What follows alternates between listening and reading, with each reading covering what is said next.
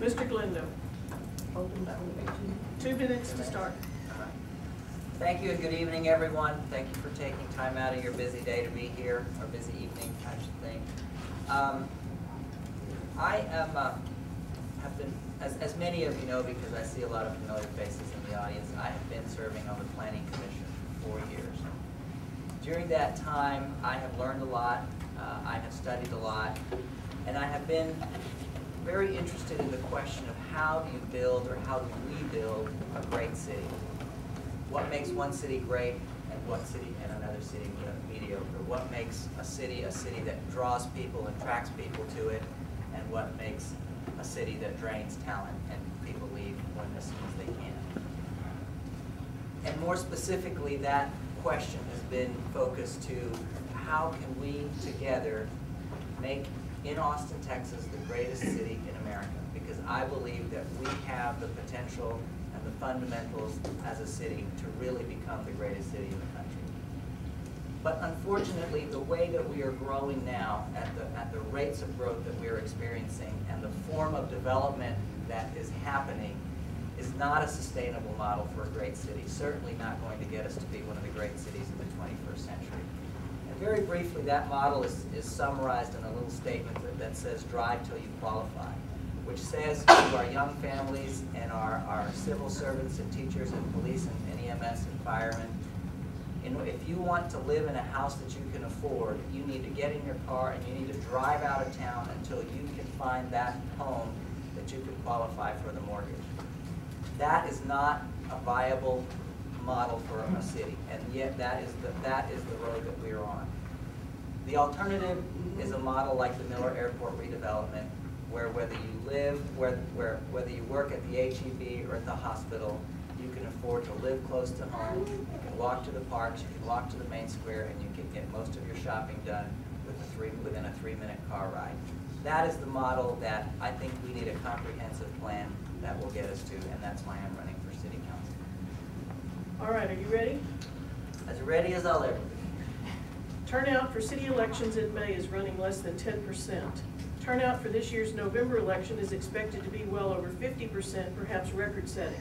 If elected, will you work to put a charter amendment for a new city council election system on the November ballot? I have not really considered that. I think it would be, I have always thought that it would make a lot of sense to consolidate more of our elections when we can get a greater participation from the general population. So the answer would be yes, I would support that. And the question is for a commitment for this November 2008. It will require a push. Yeah, I think the honest answer to that is I don't have enough information to know whether I can commit to that or not at this point. In your last financial statement as a planning commissioner, filed in 2006, you list entrepreneur as your occupation. Recently, as a candidate for city council, you have stated your occupation as urban planner and small business owner. What small business do you own, and how many clients have you serviced as an urban planner? Small business that I own that is Cid Galindo, Inc., which is my urban planning consulting firm, and I have 2 clients that I currently work with. And I'll give a little more detail. One of my main client is a client that owns a 38-acre town center site in Pflugerville, and I'm working on a 38-acre major plan that's going to transform the downtown, or at least the urban areas, and create an urban area in Pflugerville. Your vision of a comprehensive growth management policy doesn't speak to the need to work collaboratively with other political jurisdictions, such as AISD and Travis County. Do you feel that issues like sprawl and protecting the aquifer can be adequately dealt with strictly by the City of Austin without this collaboration? Have you reached out to other entities and included them in your comprehensive planning efforts to date? And if so, elaborate. If not, tell us why not. Absolutely, they cannot be done just by the City of Austin. The issues that we face are regional in nature, and we have to reach out to AISD and to the county and other jurisdictions that are affected. To the extent that I have done a lot of work already as a planning commissioner focused on the issue as it has to do with Austin jurisdiction, that's where the majority of my work has been done. but I have informal conversations and relationships with members of the Austin Independent School District, every single one of the county commissioners, and they are all aware of my efforts and the Planning Commission's efforts to try to begin the process of putting together a comprehensive plan. Your comprehensive growth plan addresses where density is appropriate, but it does not include health and human services as required by Section 10 of the city charter, nor does it include annexation plans, utilities, etc.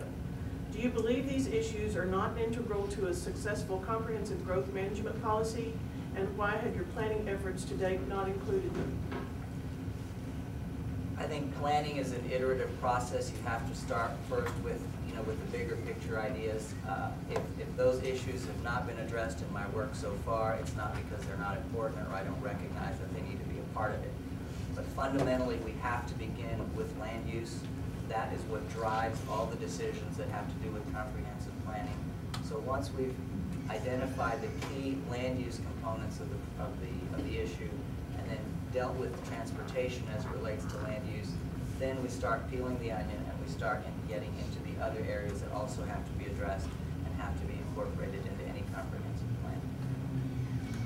How does your comprehensive framework for growth differ from the process outlined in the ANC Growth Management Resolution? To get into the specifics, my plan... In general. Well, in general, they have the same objective. I think the difference is that my plan has a lot more specifics.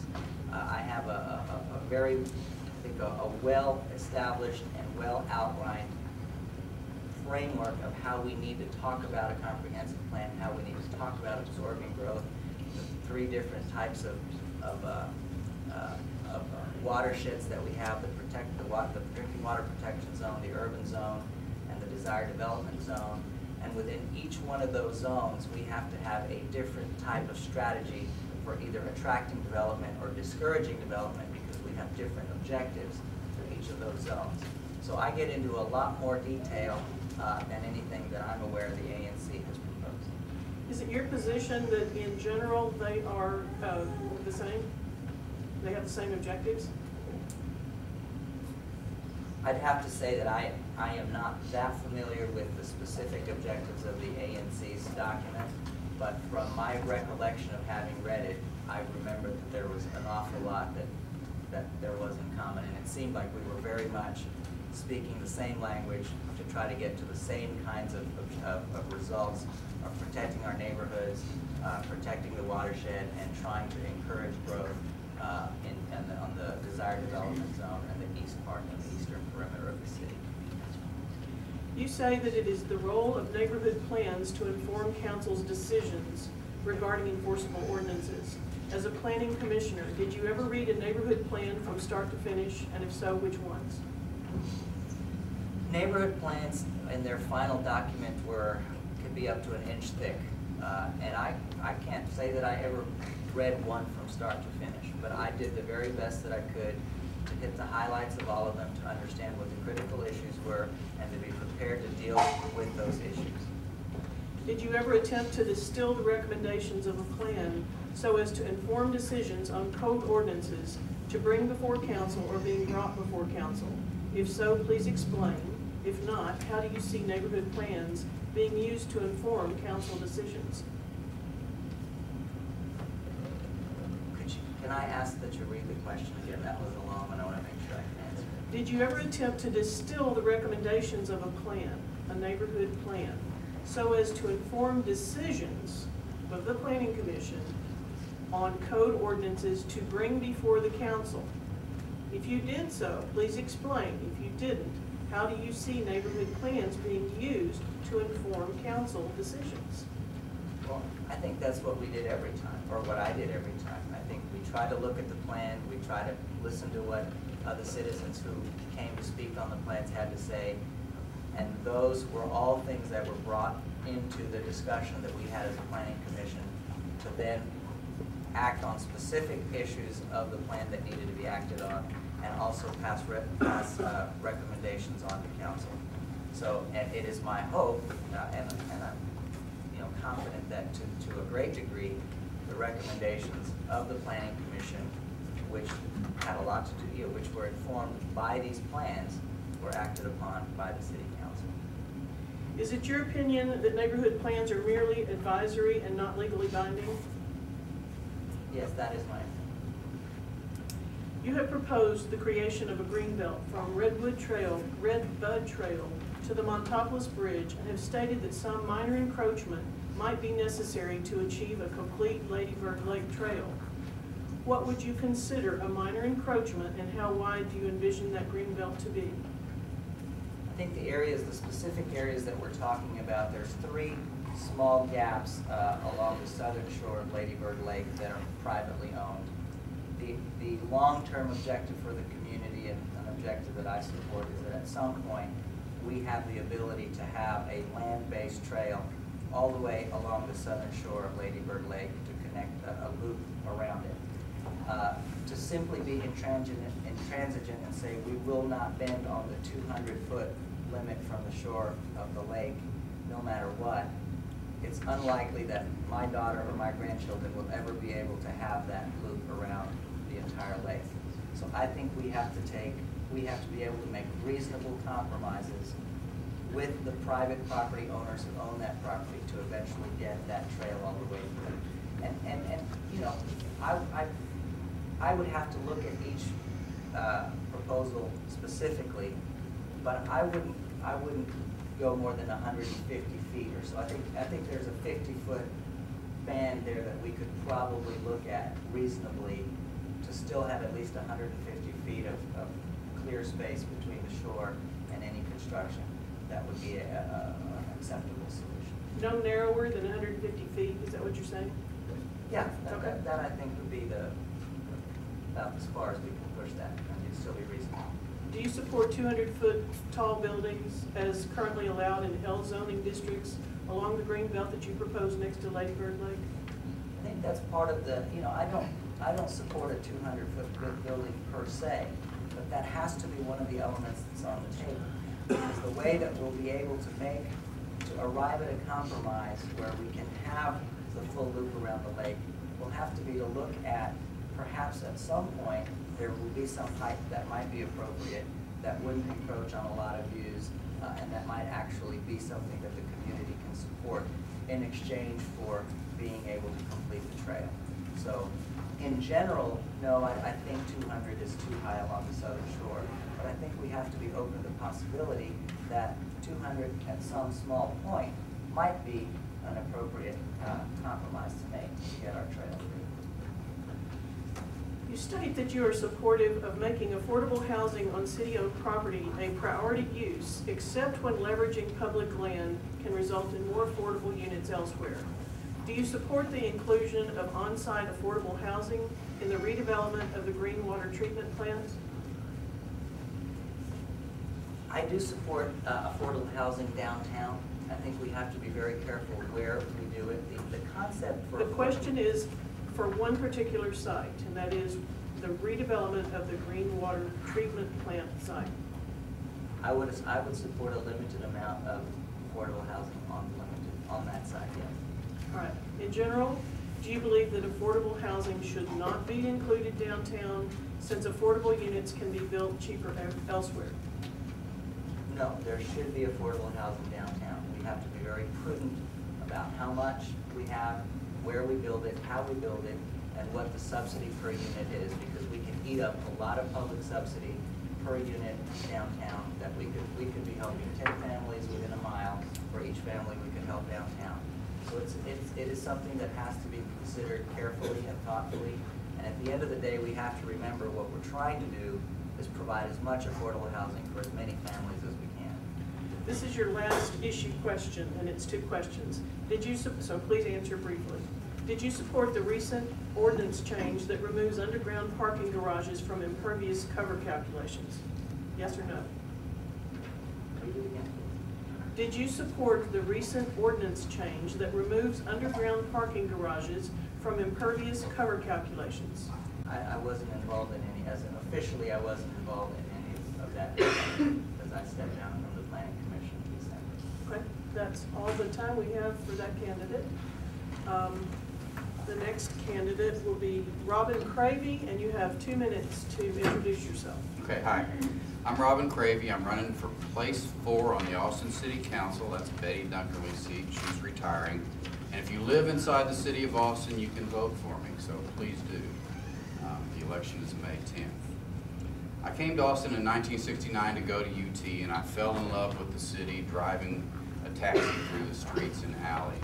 I got involved with environmental issues and city issues right away, publishing an environmental magazine called Ecology in Texas in the early 70s, and I've been involved in community service ever since then, serving on the as president of the PTA, as president of my neighborhood association, as president of the one of the sections of the Austin Bar, and as president of the Friends of Barton Springs Pool. I've also worked as a city council aide for Max Knopfsiger and Darrell Slusher. I took a law degree from UT Austin Law School, and I also served on the Planning Commission. This campaign is about the future of Austin. It's about what kind of city we want to make for our children to live in. I believe what we want to make is a city that is affordable, that has homes that the middle class and the working class can live in, and so that our children can afford to stay here and raise their families. It's also, we want to make this a city that is green, with a great metropolitan parks and trails system that keeps us in touch with nature. And we also want to make this city one that is walkable and bikeable, with tied together by a good transit system. We can build the kind of city we want. Please go to my website, robincravey.com, find out more about my campaign. Help me make this city and make change an opportunity. Thank you. Thank you. Are you ready? I'm ready. Turnout for city elections in May is running less than 10%. Turnout for this year's November election is expected to be well over 50%, perhaps record-setting. If elected, will you work to place a charter amendment for a new city council election system on the November 2008 ballot? Now, are you saying, let me just be sure I'm clear on that. Are you saying, would I put on the November ballot a new city charter amendment about the single-member districts, or move city elections to November? Put the charter amendment On the November ballot. Sorry if I made that mistake. It's to get the amendment on the November 2008 ballot. You know, I've voted on every charter amendment on single-member districts, and there were about 6. It failed every time. I'm for a mixed system, and I would like to put it on the November ballot. I would want to have some idea that it would pass, but I would like to put it on the ballot and see it pass. How does your proposal for comprehensive planning differ from the process outlined in the ANC Growth Management Resolution? I can't tell you how it differs from the ANC Growth Management Resolution, but I can tell you what my idea for growth management is. You know, I believe that we need to write a new city plan, a new comprehensive plan for the city. We wrote one in the 1970s, the Austin Tomorrow Plan, where thousands of Austinites came together and envisioned how we wanted the city to be. I think we need to do that again. And when we do that, we'll be supported by a professional staff that can give us all the information we need and the data we need, and then the citizens and the city council can write a plan, and then out of that plan will come code amendments, will come bond elections, and will come new neighborhood plans for those that don't have them, and reviews of the neighborhood plans that exist. When you were on the Planning Commission, how did the Austin Tomorrow Plan guide your decisions? Well, you know, it was kind of an aspirational document, and I'll tell you why. You know, it was written in 1970. I sat on the Planning Commission in the late 90s, early aughts, and by that time there was a lot more Austin than there was in the 70s, and so we were actually advised that we could not consider it as binding in making a decision on zoning cases. Is your answer that it didn't guide your decisions? It guided my decisions because I believed in its goals, but it was not a legally binding document. And you were told that by whom? City staff. Did you ever use zoning capacity analysis information when deciding rezoning cases? Zoning capacity analysis, in other words, trying to figure out what kind of capacity there was in the zoning existing. No, not really. When you say in your answers that neighbors have been writing plans without guidance from the city, do you mean that city staff has not been forthcoming about densification goals, or did you mean something else? Well, I did mean that. I think that the city staff is in a tough place because we have the Austin Tomorrow plan, which is outdated, and then we have some more recent plans or some more recent policies that have been adopted but not sufficiently articulated and codified. And then we have the goals of the council that may not be completely articulated, and the staff is left in the position of trying to give people guidance on how to write these plans without the council taking the responsibility to step forward and say, this is what we want. And that's why I think we need a new comprehensive planning process. Do you think neighborhood plans should be neighborhood driven or staff driven? Well, I think they should be neighborhood driven, but let's talk about that a minute. You know, if we write a comprehensive plan, if we write a comprehensive plan, then each neighborhood plan will fit within the comprehensive plan, and that's very important. We have to have an overall vision for the city. The city is more than just the sum of its parts. You state that you would work to modify compatibility standards such that they are relaxed when affordable housing is included in the development. Do you believe in the established principle that affordable housing should fit in and be compatible with the neighborhood? Sure, I believe in that principle. How would you reconcile that principle with allowing relaxation of compatibility standards for affordable housing? Well, because let's just admit now that in order to accomplish our goals of preserving some land, preserving our creeks, and our aquifer and water quality lands, we're going to have to, in the central city, we're going to have to build taller and closer together. And along our urban corridors, our arterials, and downtown. And so there's going to have to be some adjustment. And that's where it's going. That's where I think it should come, is in providing affordable housing and affordable space for businesses too, for small business. You indicated that parts of the waterfront overlay were not entirely clear.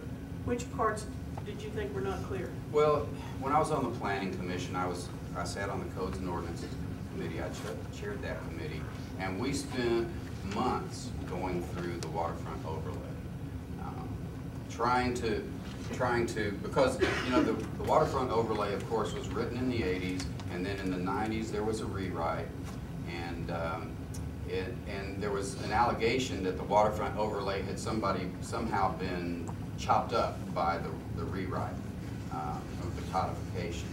But what I found was that, for example, if you say you have a base wall of, I don't know, say 45 feet, and then you have an angle from that away from it and a setback, those were not always clear exactly what they meant. So there were some things that were unclear, that it was hard for us to come down and say, no, this is not what they meant, because we weren't sure. You mentioned support for redrafting the waterfront overlay. Do you support reestablishing the intent of the 1986 ordinance? Yes. What are the loopholes in the VMU ordinance that you think need to be closed? Well, I think that the opt-out provision has not been used well, and an ordinance like that, We spend way too much time fighting lot by lot and project by project in this city.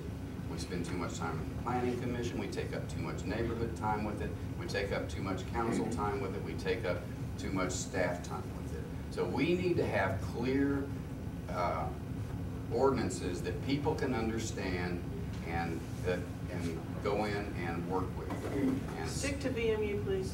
well, and so that's one example of where we should not have an ordinance that applies to the street except that 50% or 75% of the lots on the street are opted out of it. You state that the affordability component of the VMU ordinance is weak.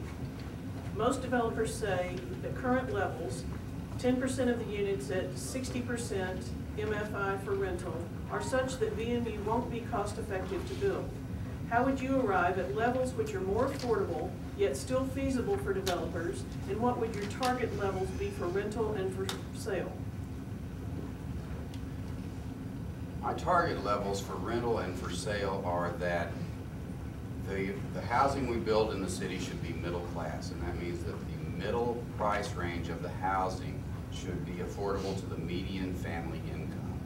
And 50% below that should be affordable to below median family income and 50% above. And that's something that I think we should work at in every segment of the city. And that's something we should have at Green Water Treatment Plant. That's something that we should have done at Miller. It's only 25%. So I would support having a VMU process where if someone was willing to meet that, they wouldn't have to send Richard Suttle to my office to talk about it. They could just do it. Would you address the feasibility for developers issue, please? The feasibility for developers? If their complaint is that it's not affordable, how would you address that concern? Well, that it's not feasible. If it's not feasible, then they won't do it. Right. ANC worked hard with the Affordable Housing Coalition to include greater affordability in the VMU ordinance. What levels did you advocate during that process? I did not participate with the ANC in that process. Okay, last question. You suggest that Austin needs more code enforcement officers to look for code violations. In a notorious case on South Congress, however, there was no shortage of inspectors to red tag the non-compliant project. The problem was that the city administration would not back up the inspectors' red tags and pursue actual enforcement. What can you do as a council member to support development review staff and inspectors who try to enforce the code? Well, I would direct the city manager to enforce the code. And again, as you say there were inspectors, but too often there are not inspectors. Okay, sorry, last question. Some time ago, you tried to mediate a noise conflict on Restaurant Row on Barton Springs Road. What was the outcome? The outcome was that I was president of the neighborhood association, Silver Neighborhood at the time, and we started out with some neighbors complaining about some restaurants on Barton Springs Road, and I got the neighbors and the restaurant owners together to talk about that. We talked about it and went through a number of meetings. I then left the presidency of the neighborhood association, and the resolution, I'm not sure that there was a resolution. All right, thank you very much. We're now to Laura Morrison. You have 2 minutes to introduce yourself. Thank you. It's been a pleasure, my pleasure, to work with you all as the president of the Austin Neighborhoods Council for the past 2 years and vice president of zoning the year before that. And I am delighted to be here now as a candidate for city council. Really, it's through working with all of you that I've learned about all parts of the city and what's going on in different neighborhoods. And we've learned together, I think, what's the same about neighborhoods, what people have in common, and what's different. We've certainly made some great progress in building coalitions so we can really get all of our community values to the table, and as well as how to be effective in building consensus and getting results with people with disparate perspectives at the table, such as with the McMansion ordinance. So for those of you that don't know me as anything besides the Austin Neighborhoods Council past president, I just want to give you a brief little nutshell. I moved here in 1981 with my husband when he joined the faculty, the physics faculty at UT, and we have 2 sons that were young then and they're not young now. I have a master's degree in mathematics, and I worked in engineering and project management for Lockheed Martin for several years in consulting, and then more recently got a graduate certificate in public health with a focus on disaster management and community preparedness. So I've also been involved in several other organizations in the city. I'm on the Housing Works, which is an affordable housing organization policy committee, which is really great to be able to take the zoning and neighborhood stuff that I've got and bring it to affordable housing folks. Let's see, I'm on the Community Action Network Community Council and a variety of other things. But I'm going to close up because I wanted to say that I'm running because I think I can make a real difference. But I wanted to share with you all that it's very much a personal decision also. And it's because of working with passionate folks like you in the community. I find it so rewarding that was really a big part of my decision in running for council. Thank you, Red. The election question, the charter amendment. Will you work to place a charter amendment for a new city council election system on the November ballot?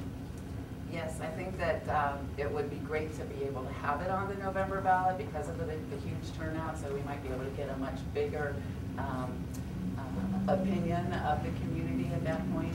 And I think there's a lot of work to be done, a lot of community outreach and dialogue to be had, and I would definitely work toward that. You've had quite a bit of experience working with many aspects of city government. However, you've not had experience dealing with the city budget, which was the incumbent's area of expertise. How would you overcome that lack of experience?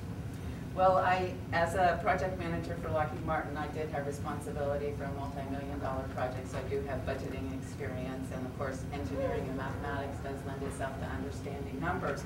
But I certainly understood some months ago that that was going to be a whole new area if I sit in Betty's seat. So I did undertake some tutoring with some experts, retired auditor's office folks and things like that. I also had a great conversation with Mayor Pro Tem Dunkerley about her view of how she kept track of the budget as a council member. So I am preparing myself for that, and I know there'll be a lot more to learn. How would your budget priorities differ from the incumbents? Well, I think Mayor Pro Tem is known for having priorities for health and human services and things like that, at least for various programs. I've heard some good, some very positive response to the help that she's given. So that, and health and human services is certainly an area of interest for me, and so I think that in that way it would be the same. In terms of how they would differ, I'm not sure that I know enough about where her budget priorities lie because, you know, the community has really not been very involved in the budget process per se. And the council, in fact, has not been involved in the budget process per se. They sort of have $1 million to divide up at the end of the budget process. So I'm sorry I can't give you a more explicit answer to that. How does ANC's growth management proposal differ from past comprehensive planning efforts?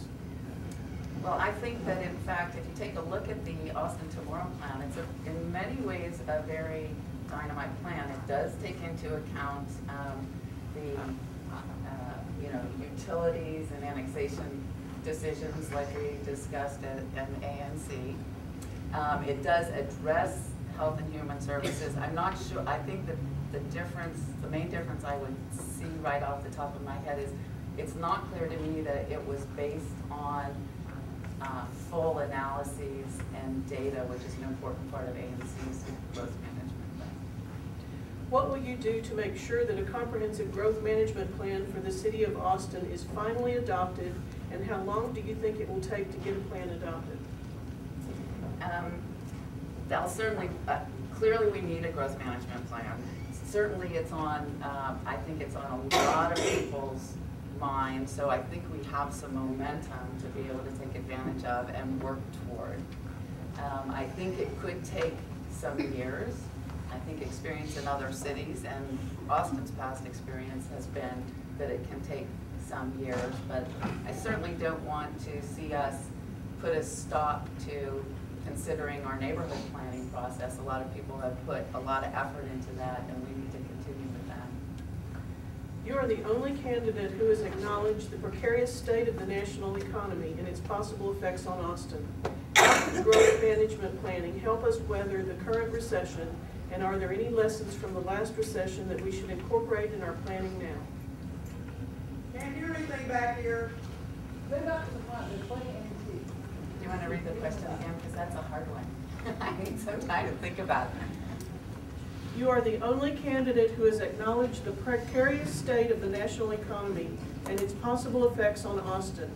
How could growth management planning help us weather the current recession, and are there any lessons from the last recession that we should incorporate in our planning now?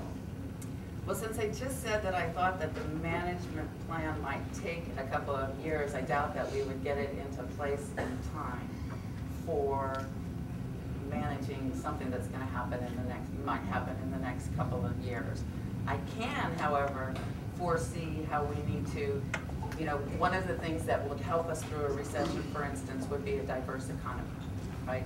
And so I think that our doing a real growth management plan can take into account, really should be considering, how do we promote a diverse economy with a variety of income levels that can be sustained in our city. So I can see a tie there. In the Town Lake Animal Shelter case that was recently filed, the city's attorney asserted that the city's legal position was that neighborhood plans are merely advisory. Do you agree that neighborhood plans are merely advisory to land use decisions made by the city? Well, we certainly know that there are zoning cases that come out of neighborhood plans, and those are not advisory.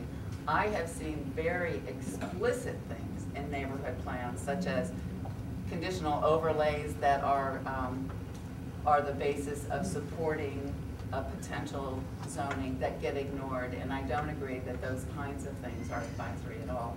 Many pieces of the neighborhood plan, though, are at too high of a level to actually say that they're enforceable. So those pieces are difficult to say that they're enforceable. The largest employers in Austin, aside from small businesses taken collectively, are government entities such as state government, the University of Texas, and AISD. What can you do as a council member to improve the city's partnership with other levels of government, especially our state legislative delegation? I think that, from a citizen's point of view, we don't care what which government entity is in charge of something. We just want things to work right, and so the silo work that we have going on among so many entities is not good, and we have enormous potential to leverage there.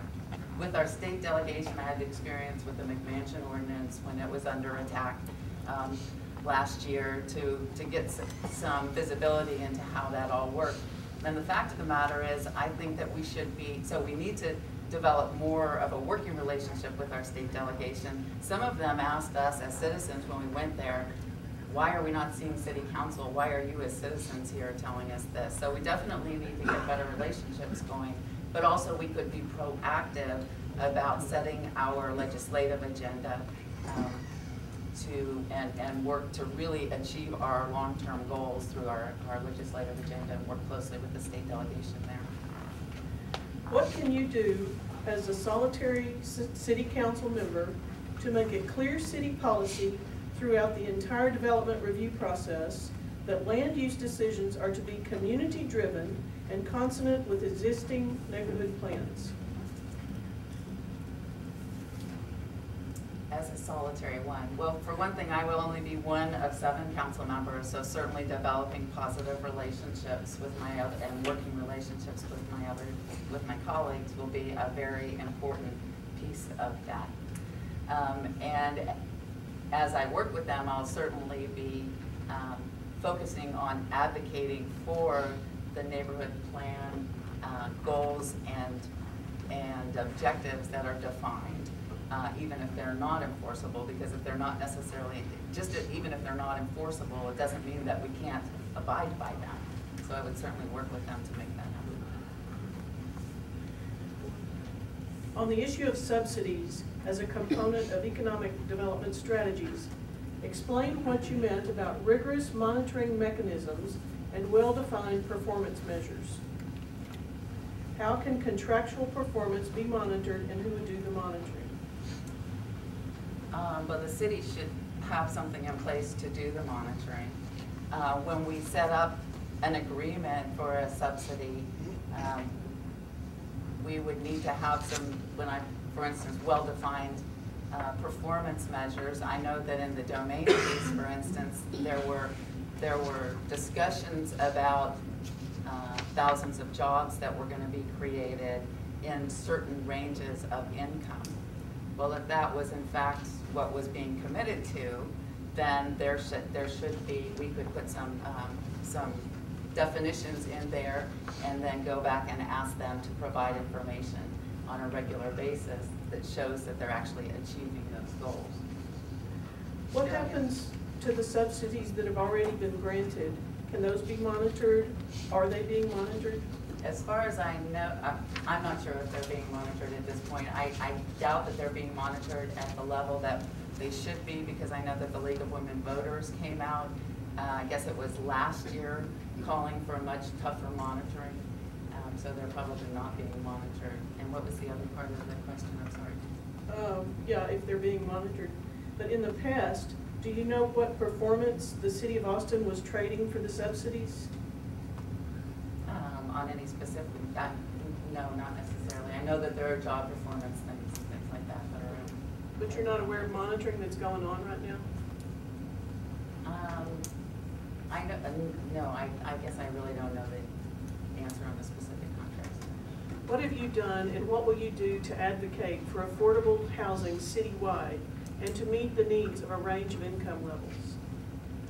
We have some tools in place for affordable housing. I don't necessarily agree that they're strong enough, but we definitely need to use them when we have them, and I don't feel like we're using them as aggressively and as strongly as we can.